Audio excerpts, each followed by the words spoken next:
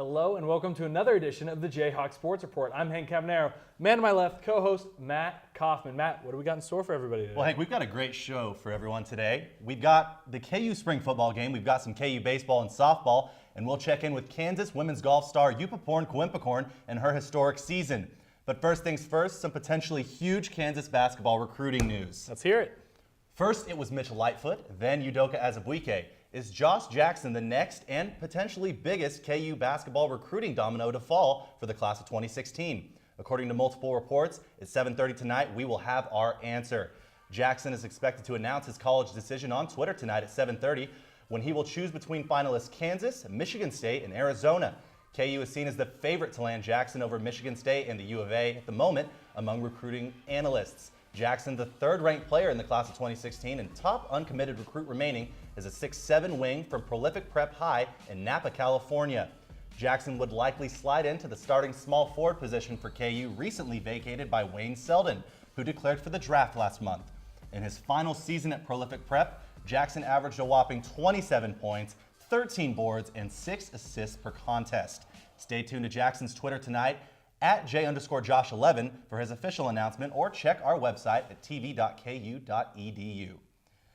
And the Kansas football team treated its fans, alumni, and former players to a 2-hour scrimmage Saturday afternoon at Memorial Stadium for its annual spring game. KUJH reporter Alex McClune was there for all the action and tells us how it was the upperclassmen who stole the show. So it's the upperclassmen that steal the show at KU's 2016 spring game. Montel Cozart connected with Keviante Gonzalez throughout the day to help propel the Kansas offense on a day where it stalled a bit at midfield. Yeah, I mean, I kind of gave you all I got. Not really all I got, but, you know, kind of made some plays out there. So, yeah, that's what we'll be seeing all year. We knew what type of player he was when we got him, so it was just fun to see him get out there and make guys miss and, you know, got to see his speed. I didn't play as well as I wanted to, of course. You know, I tried to force the ball a little bit, get the ball in our playmakers' hands, and, you know, I just got to do what the defense allows me to. I feel like as the day progressed, I got, you know, a little better, bounce back, and the guys around me helped me do that as well. Cozart came into the game as the #1 quarterback, and he'll have to make the most out of the time he has left before Ryan Willis comes back from nursing an injury. At Memorial Stadium, Alex McClune, KUJH Sports. And with Saturday's spring game over with, Kansas football will return to the practice fields for 2 remaining practices on April 12th and 14th. Kansas opens the season at Memorial Stadium on Saturday, September 3rd against Rhode Island. Kansas baseball team took on Big 12 foe TCU over the weekend in a 3-game series at Hoagland Ballpark. Jayhawks started the series on a winning note on Friday as Kansas used a late-inning comeback to upset the 6th-ranked Horned Frogs 4-3. Kansas scored 2 runs in the bottom of the 8th to complete that upset. Now, Saturday's matchup wasn't nearly as kind for the Jayhawks as Kansas was shut out by TCU 8-0. The Jayhawks were able to get the offense in gear in Sunday's series finale, but an 8-run 5th inning by the Horned Frogs resulted in a 14-6 loss by KU. Kansas returns to Hoagland Ballpark this Wednesday for a midweek contest against Omaha. First pitch is scheduled for 6 p.m. Softball team had a 4-game homestand this weekend. Reporter Tiffany Littler was there on Saturday. A home run by Jesse Roan led the Jayhawks to score a total of 9 runs in the bottom of the 4th inning to defeat Georgia Tech 10-0. In the middle of a 4-game weekend series, the Kansas softball team took on Georgia Tech late Saturday afternoon. First baseman Daniela Chavez got things going for the Jayhawks in the bottom of the 3rd with her ground out, leading to the go-ahead run by Shaylee Brickey. In the 4th inning, sophomore third baseman Jessie Roan made her 4th homer of the season while bringing in 3 runs. This started what would be a 9-run rally for the Jayhawks. Pitcher Andy Formby helped keep the momentum up for the team by striking out 2 batters in her 7th shutout of the season. KU defeated Georgia Tech 10-0. Tiffany Littler, KUJH Sports. Jayhawks went on to sweep the Yellow Jackets on Sunday with a 12-1 win to close out the weekend. And the Kansas soccer team earned its first victory of the spring exhibition season Saturday afternoon at Tulsa in Oklahoma. The Jayhawks defeated the Tulsa Hurricanes 2-1 in the spring friendly behind a goal and an assist from sophomore transfer Alex Schweitzer. Junior Ashley Pankey netted a goal as well. Kansas returns to Rock Chalk Park to close out the spring campaign with 2 matches in Lawrence over the last 3 weeks of April. Kansas will face Iowa on April 16th before closing out the spring by welcoming Arkansas on April 30th.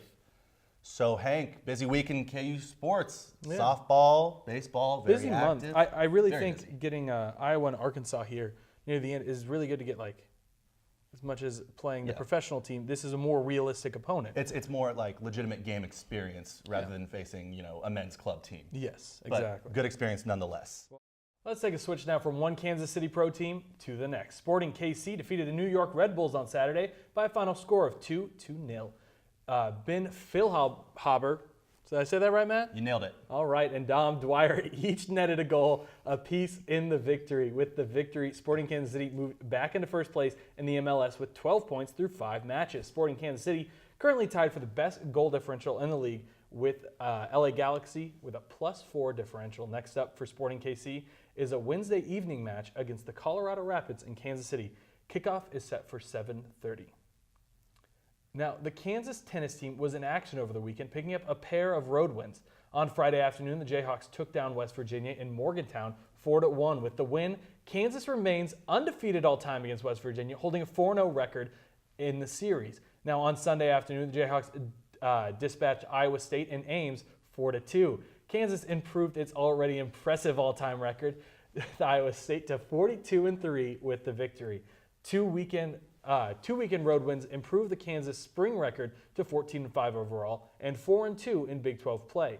Jayhawks will conclude its 6-match road trip this Saturday against Kansas State in Manhattan. First serve is set for noon. And Kansas women's golf senior Yupaporn Kawempekorn continues to add to her numerous individual accolades this season. Kawempekorn has been rewriting the Kansas records book this season and added yet another entry on Saturday by winning the Red Raider Invitational individual title. This marks her 2nd consecutive individual title and 6th career title. Saturday's victory also marked Kawempekorn's 5th individual title of the 2015-16 season alone, the most ever by a Jayhawk in one season. This surpasses Holly Reynolds' 4 victories all the way back in the 92-93 season. Kawempekorn and Kansas will next compete at the Big 12 Championship from April 22nd through the 24th in San Antonio, Texas. So an absolutely historic season for Yupaporn Kawempekorn and a potentially historic night for KU basketball tonight. If Josh Jackson does indeed commit to Kansas tonight, do you view him as the missing piece? I think it's hard because Selden was a really good piece, and you're losing it, and you can never tell with freshmen because people like Cliff Alexander were supposed to be huge pieces, and then they just fall short. So I never really trust freshmen. That's why I liked having Selden. He was a junior. He was proven. And having an experienced backcourt returning in Devontae Graham and Frank Mason is going to be key because Josh Jackson potentially wouldn't have to shoulder the load like a Wiggins did. Because Wiggins had ball handling responsibilities that Absolutely. others don't. I guess we'll be able to see it 7:30 tonight, am I right? Yeah, there you go. Well, that's all the time we have for this week's edition of Jayhawk Sports Report, but we'll be back same time and same place next Monday. Be sure to follow us both on Twitter, myself at @CatMoffman, my co-host at @HCavanero for all things KU sports related. For my co-host Hank Cavanero, I'm Matt Kaufman. Have a great night, Lawrence. We'll catch you next time.